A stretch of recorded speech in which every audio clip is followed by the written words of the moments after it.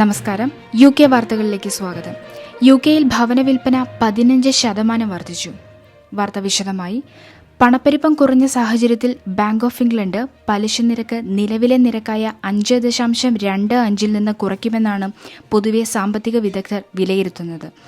നിലവിൽ വിൽപ്പനയ്ക്കായി വിപണിയിൽ വരുന്ന വസ്തുക്കളുടെ ശരാശരി വില 0.4% കുറഞ്ഞതായി UKയിലെ ഏറ്റവും വലിയ പ്രോപ്പർട്ടി വെബ്സൈറ്റായ റൈറ്റ് മൂവ് വ്യക്തമാക്കി.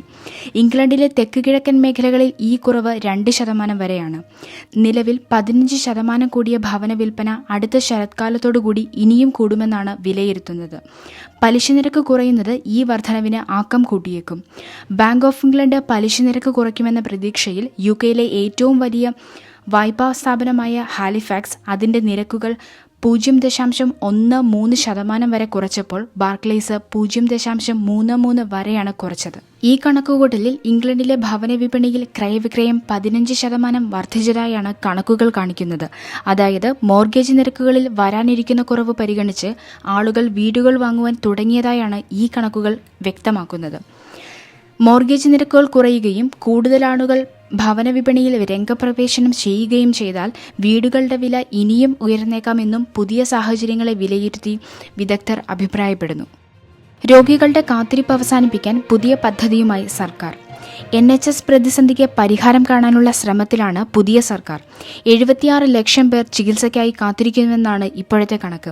ഈ സാഹചര്യത്തിൽ സ്വകാര്യ മേഖലാ സേവനങ്ങൾ ഉപയോഗപ്പെടുത്താനും വാരാന്ത്യത്തിലും ഓപ്പറേഷനുകളും അപ്പോയിന്റ്മെന്റുകളും നടപ്പാക്കാനുമാണ് ആലോചന. വാരാന്ത്യ സേവനത്തിലൂടെ ലണ്ടനും ലീഡ്സും കൊണ്ടുവന്ന മാറ്റം എല്ലായിടത്തും കൊണ്ടുവരികയാണ് ലക്ഷ്യം. കൂടുതൽ ഓപ്പറേഷൻ തിയേറ്ററുകൾ സജ്ജമാക്കും. പണം വിനിയോഗിച്ചും കൂടുതൽ ജീവനക്കാരെ നിയമിച്ചും NHS പ്രശ്ന പരിഹാരത്തിന് ശ്രമം നടത്തി വരികയാണ്. ഇതിനിടെ കുട്ടികളെയും യുവാക്കളെയും NHS മറക്കുന്ന അവസ്ഥയാണ് നേരിടുന്നതെന്ന് ഹെൽത്ത് നേതാക്കൾ മുന്നറിയിപ്പ് നൽകുന്നു. NHS പ്രൊവൈഡേഴ്സ് നടത്തിയ സർവേയിൽ 82% ട്രസ്റ്റുകൾക്കും 18 വയസ്സിൽ താഴെയുള്ളവർക്ക് പിന്തുണ നൽകാൻ കഴിയുന്നില്ലെന്ന് സ്ഥിരീകരിച്ചിട്ടുണ്ട്. മാനസിക ആരോഗ്യ പ്രശ്നങ്ങൾ ഉൾപ്പെടെ പല ദീർഘകാല ആരോഗ്യ പ്രശ്നങ്ങളും രൂപപ്പെടുന്നത് കുട്ടിക്കാലത്താണ്. അതിനാൽ ഈ കാലയളവിൽ ഇടപെടൽ നടത്തുന്നത് യുവാക്കളുടെ ആരോഗ്യം മെച്ചപ്പെടുത്തുമെന്നും പഠനം പറയുന്നു. കോവിഡ് മഹാമാരിക്ക് മുൻപുള്ള നിലയുമായി താരതമ്യം ചെയ്യുമ്പോൾ കുട്ടികൾക്കും യുവാക്കൾക്കും ആവശ്യമുള്ള സേവനങ്ങൾ വർദ്ധിച്ചതായി 95 ട്രസ്റ്റുകളും വ്യക്തമാക്കി. സമയത്ത് സേവനങ്ങൾ നൽകുന്നതിൽ പ്രധാന തടസ്സമാകുന്നത് ജീവനക്കാരുടെ ക്ഷാമമാണ്.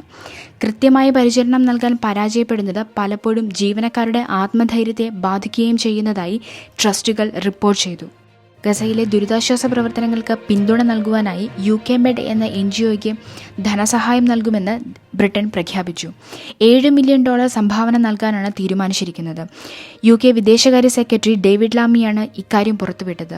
ഗസയിലെ ഫലസ്തീനികൾക്ക് മാനുഷിക സഹായവും മെഡിക്കൽ സൗകര്യവും ഒരുക്കുന്നതിനായാണ് പണം സജ്ജീകരിക്കുന്നതെന്ന് ഡേവിഡ് ലാമി പറഞ്ഞു.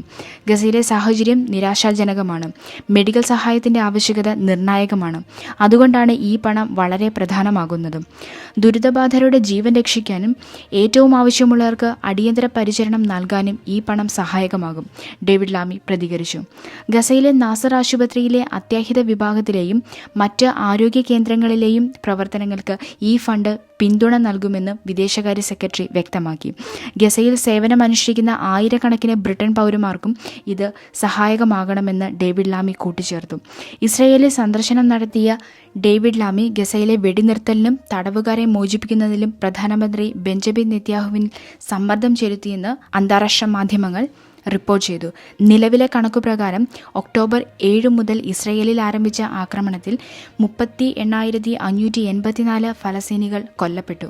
88,881 ഫലസ്തീനികൾക്ക് ഗുരുതരമായി പരിക്കേറ്റുവെന്നും ഗസ ആരോഗ്യ മന്ത്രാലയം അറിയിച്ചു. ബെഡ്ഫോർഡിലെ റീഗന്റെ മരണത്തിലെ ദുരൂഹതകൾ നീക്കി പോസ്റ്റ്മോർട്ടം റിപ്പോർട്ട്. പൊതുദർശനം നാളെ സോളിഹളിലെ ദേവാലയത്തിൽ. ശേഷം നടപടിക്രമങ്ങൾ പൂർത്തിയാക്കി മൃതദേഹം നാട്ടിലേക്ക്. സംസ്കാരം ജന്മനാട്ടിൽ.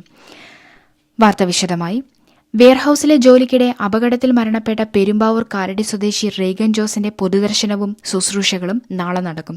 സോളിഹളിലെ ഓൾട്ടർഫിയറി ആസിഡ് ചർച്ചിൽ നാളെ ചൊവ്വാഴ്ച വൈകിട്ട് 4 മണിയോടെയാണ് ചടങ്ങുകൾ ആരംഭിക്കുക. 5 മണിക്ക് വിശുദ്ധ കുർബാനയുണ്ടാകും. ചടങ്ങുകളുടെ ലൈവ് ടെലികാസ്റ്റിംഗും ഏർപ്പെടുത്തിയിട്ടുണ്ട്. റീഗന്റെ മൃതദേഹം ബന്ധുമിത്രാദികൾക്ക് എത്രയും പെട്ടെന്ന് നാട്ടിൽ കൊണ്ടുപോയി അടക്കം ചെയ്യേണ്ടതിനാൽ മൃതദേഹം ബർമിംഗ്ഹാമിലുള്ള ഫ്യൂണറൽ സർവീസ് ഏറ്റെടുക്കുകയും നാട്ടിലേക്ക് എത്രയും പെട്ടെന്ന് കൊണ്ടുപോകാനുള്ള സൗകര്യാർത്ഥമാണ് സോളിഹളിൽ പൊതുദർശനം നടത്തുന്നത്. റെയ്ഗന്റെ സഹോദരനായ വൈദികന്റെ നേതൃത്വത്തിൽ പ്രാർത്ഥനാ ശുശ്രൂഷകൾ നടത്തി ബുധനാഴ്ചയോടുകൂടിയാണ് മൃതദേഹം നാട്ടിലേക്ക് കൊണ്ടുപോകുന്നത്. UK മലയാളികളെ ആകമാനം കണ്ണീരിലാഴ്ത്തിയ ദുഃഖകരമായ വാർത്തയായിരുന്നു 2 ആഴ്ച മുന്നേ എത്തിയത്. സ്വപ്നങ്ങളും പ്രതീക്ഷകളുമായി വെറും 4 മാസം മുമ്പ് UK-യിലെത്തിയ റെയ്ഗനെ കാത്തിരുന്നത് അതിദാരുണമായ വിടപറച്ചിലായിരുന്നു. ഇന്നലെയാണ് റെയ്ഗന്റെ പോസ്റ്റ്മോർട്ടം റിപ്പോർട്ട് പുറത്തു വന്നത്. വെയർഹൌസിൽ വെച്ച് ഒരു വലിയ ബീം തലയിൽ വന്ന് പതിക്കുകയും അതുമൂലമുണ്ടായ ഗുരുതരമായ തലക്കേറ്റ പരിക്കാണ് മരണകാരണമായി മാറിയെന്നാണ് റിപ്പോർട്ടിൽ വ്യക്തമാക്കിയിരിക്കുന്നത്. അതുപോലെ വേറെ ഒരു രീതിയുമുള്ള സംശയാസ്പദമായ ഒരു സംഭവങ്ങളും മരണത്തിനു പുറകിൽ ഇല്ലെന്ന് പോലീസ് വ്യക്തമായി അറിയിച്ചു. കൂടാതെ കമ്പനിയിലെ ഹെൽത്ത് ആൻഡ് സേഫ്റ്റിയുമായി ബന്ധപ്പെട്ട കൂടുതൽ വിവരങ്ങൾക്ക് വേണ്ടി പോലീസ് അന്വേഷണം തുടരുകയാണ്. ഫ്യൂണറൽ ഡയറക്ടേഴ്സിന് റെയ്ഗന്റെ മൃതദേഹം ഇന്നു തന്നെ വിട്ടുകൊടുക്കുമെന്നാണ് അറിയിച്ചിരിക്കുന്നത്. ആയതിനാൽ ബർമിംഗ്ഹാമിൽ വെച്ച് നാളെ UK-യിലുള്ള സുഹൃത്തുക്കൾക്കും ബന്ധുക്കൾക്കും വേണ്ടി പൊതുദർശനം നടത്തുവാൻ തീരുമാനിച്ചിരിക്കുകയാണ്. വാർത്തകൾ അവസാനിക്കുന്നു. നന്ദി, നമസ്കാരം.